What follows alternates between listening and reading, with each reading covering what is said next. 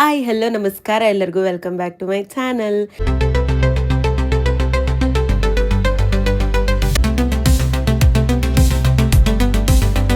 Was never lie, add it up, that's me.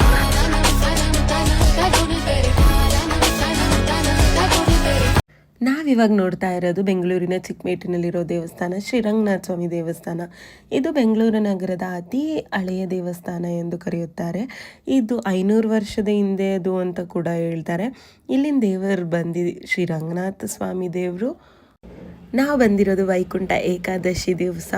So ಇಲ್ಲಿ ವೈಕುಂಠ ದ್ವಾರ open ಇರುತ್ತೆ.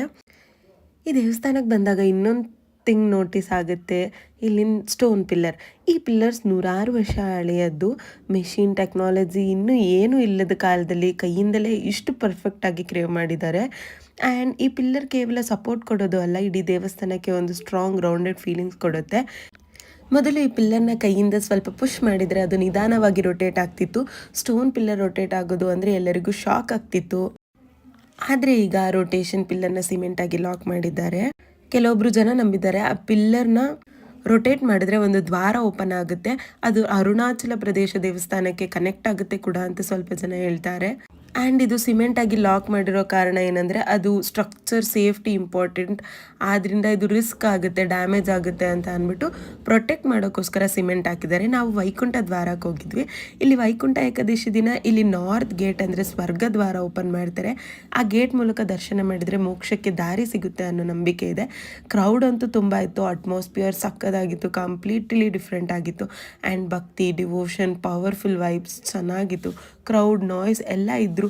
ದೇವಸ್ಥಾನಕ್ಕೆ ಹೋದ ತಕ್ಷಣ ಮನಸ್ಸಲ್ಲಿ ಒಂದು ನೆಮ್ಮದಿ ಆಗಿತ್ತು.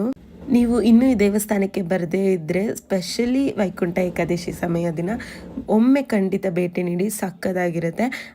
ನಾರ್ಮಲ್ ಟೈಮಲ್ಲಿ ಇಲ್ಲಿನ ದೇವಸ್ಥಾನದ ಒಳಗಡೆ ಗರ್ಭಗುಡಿಲಿ ಬಿಡಲ್ಲ, ಆದರೆ ವೈಕುಂಠ ಏಕಾದಶಿ ದಿವಸ ಒಳಗೆ ಬಿಡ್ತಾರೆ. ಸೊ ಅದೇ ಸ್ಪೆಷಲ್ ವೈಕುಂಠ ಏಕಾದಶಿ ದಿವಸ.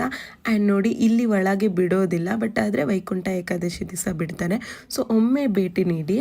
ಮತ್ತು ಇಲ್ಲಿನ ವ್ಯಾಪಾರಿಗಳು ತುಂಬ ಸ್ಪೆಷಲ್. ಈ ದೇವಸ್ಥಾನನ ಬಹಳ ಜನ ಇದನ್ನು ಬಿಸ್ನೆಸ್ ಶುರು ಮಾಡೋಕ್ಕಿಂತ ಮುಂಚೆ ಇಲ್ಲಿಗೆ ಬಂದು ಪೂಜೆ ಮಾಡ್ತಾರೆ, ದರ್ಶನ ಮಾಡ್ಕೊಂಡು ಹೋಗ್ತಾರೆ, ವ್ಯಾಪಾರದಲ್ಲಿ ಅಭಿವೃದ್ಧಿ ಆಗುತ್ತೆ ಅಂತ ಅಂದ್ಬಿಟ್ಟು. ಆ್ಯಂಡ್ ಇಲ್ಲಿ ಪ್ರಸಾದ ಕೂಡ ಕೊಟ್ಟರು. ಆ್ಯಂಡ್ ಚೆನ್ನಾಗಿ ದರ್ಶನ ಆಯಿತು. ನಿಮಗೆ ಈ ವಿಡಿಯೋ ಇಷ್ಟ ಆದರೆ ಲೈಕ್ ಮಾಡಿ, ಶೇರ್ ಮಾಡಿ, ಕಮೆಂಟ್ ಮಾಡಿ ಆ್ಯಂಡ್ ಸಬ್ಸ್ಕ್ರೈಬ್ ಮಾಡಿ.